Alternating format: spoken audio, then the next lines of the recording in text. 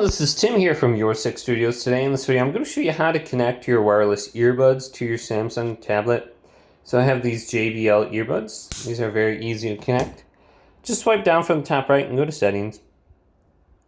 Now under here we can go down to where it says connections. Here's Bluetooth. Tap Bluetooth. Now press scan on the top.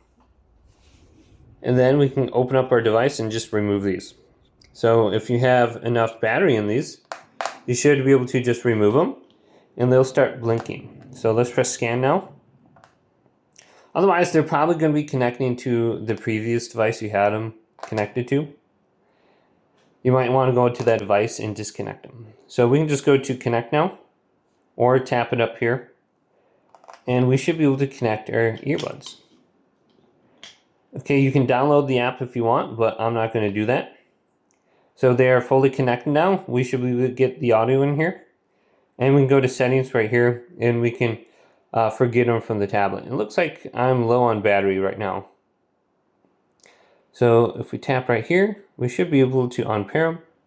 But hopefully this video did indeed help you out. If it did, leave it a big thumbs up and subscribe to my channel down below.